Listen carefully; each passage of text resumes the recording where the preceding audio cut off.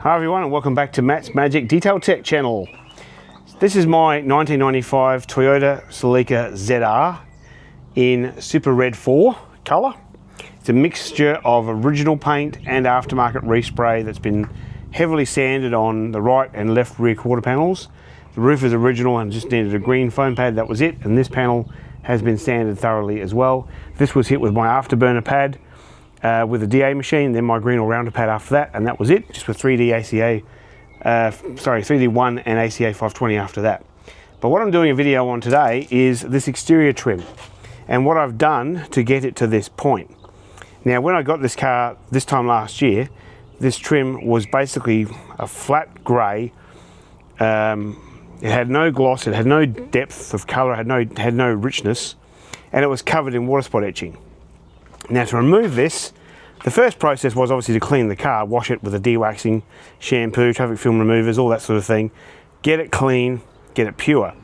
Then I clay barred this, all this trim, the trim here at the bottom, the wiper blade arms, the rear wiper blade arm as well, and then I've basically done an acetone treatment.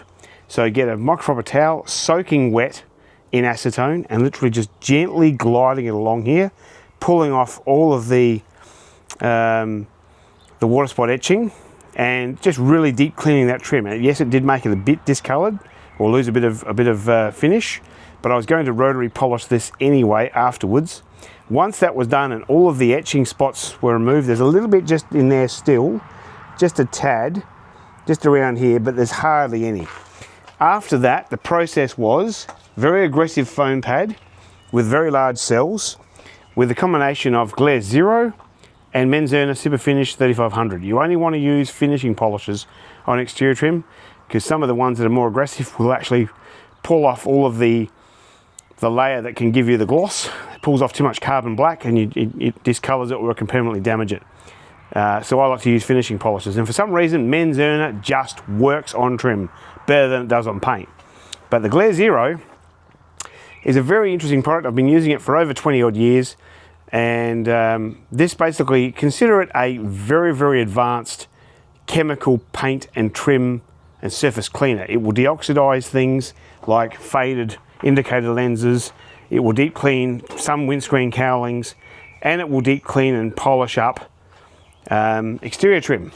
But also it has fillers in it to hide defects in paint, and you follow it up with the Pro Polish or the Infinity Plus or the Advanced, and it locks all that in for about 6 months. Now, the combination of the Glare 0 and the Menzerna has then basically abraded away a crappy layer of this, revealed a darker finish. Then I've gone and high speed buffed it by hand with just some of the residue remaining with a dry pad.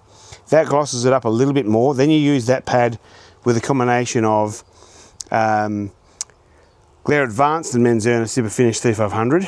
Then you use a finer foam, like a black finishing foam, with the rotary, or by hand if you want a lesser glossy finish. And then I've basically applied that. And the last step was that same foam with just Glare Advanced only, rotarying it in at slow speed. And this is the result that you get. You get a beautiful, high gloss, reflective finish. Not everybody wants this, I understand that, but I'm just showing you what I've done to get to this point.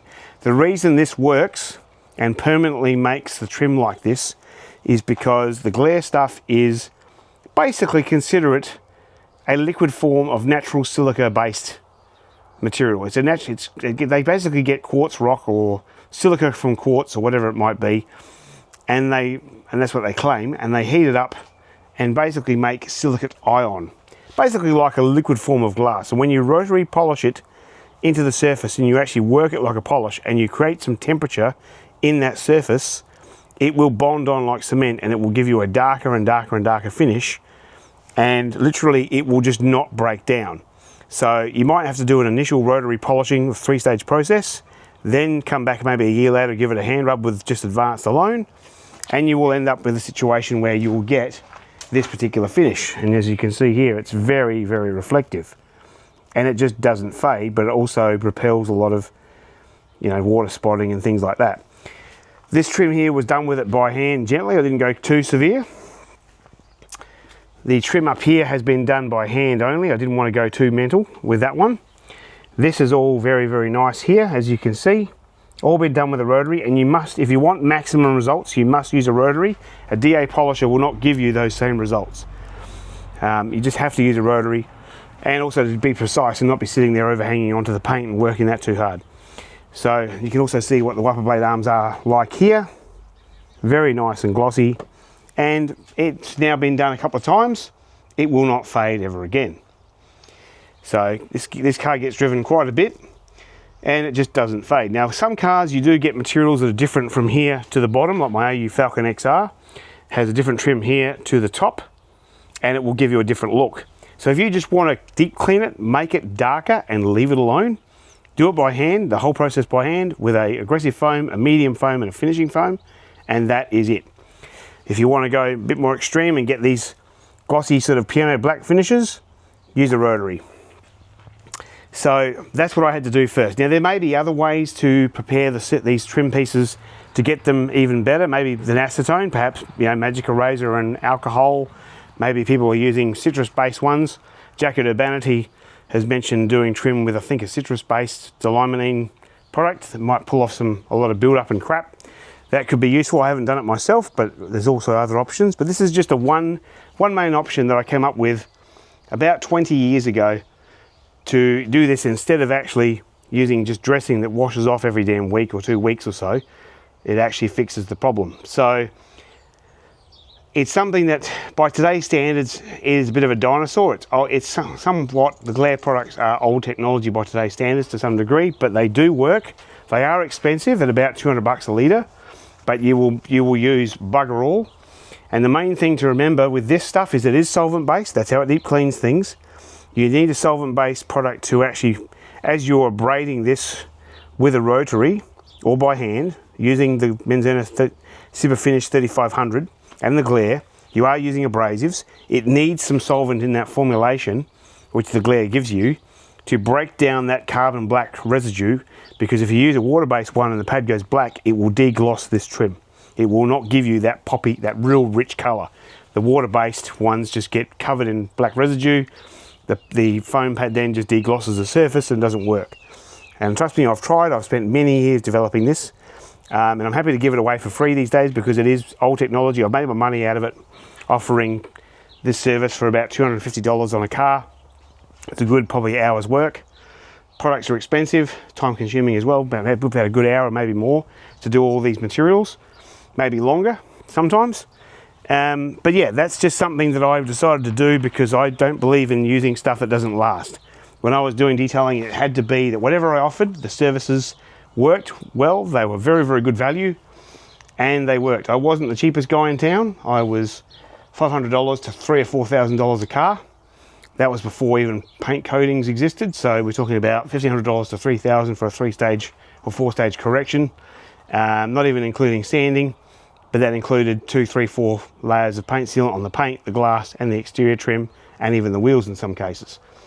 So yeah, I was not inexpensive, but what you got was a very, very long lasting result and very easy to maintain, to the point where one of the customers picked up his vehicle after I put 6 layers of paint sealant on his Porsche, and after a paint correction, and literally drove home in the rain, got home after about 10 minutes of it not raining in the last part of the drive, and literally the car looked about as clean as this when he got to his house. Literally everything fell off, and virtually nothing was, the only thing that was left was a bit of spatter on the rear bumper bar. That was about it. Everything was just flew off. So this is the Glare Advanced. This is basically the paint sealer. Call it a sealant glaze. Basically it does lock in the fillers that Zero and Micro put in to the surface, but you can use it after paint correction where you've got nothing to fill, and you can use it as a really nice protective product. I don't believe it's as good as it used to be. I could be wrong, but as far as trim goes, it still works killer. It doesn't fade for shit, but definitely yeah, would I use this a lot on paint? Probably not so much unless I had very, very thin paint. The one thing about the glare system though is, to this day, with just Zero and Advanced alone, you can use it on any paint in the world and it will work. It will not mar, scratch, micro mar, haze any particular paint whatsoever. It never does. It works on everything. And yeah, it's just a really, really nice way of polishing very, very thin old paint as many times as you like, because you're not abrading and removing any paint whatsoever. You're just cleaning it, filling in the defects, locking those fillers in for about 6 months or longer, especially if you don't drive it that much, and you can just get a beautiful shine that polymer silicone and waxes just can't give you. Waxes can give you a wetness and give you a glimmer, but glare gives you a richer color because and reflection, because silicate ion, it has a higher film build than what polymer silicone and carnauba wax does. Now, do I like wax still? Absolutely, it has its place, especially if it's T1 grade. But that's what I've done on the exterior trim on this car, and my AU Falcon, and a few areas on my Toyota 86 GTS. So if you want to try that, do it. If you want to have an older car with exterior trim that's looking pretty hammered and you want to actually find a solution to a problem and actually make them look fantastic, or as dark or as rich as you want, or just give them a really good deep clean and then put something on it to protect them, that's the way to do it.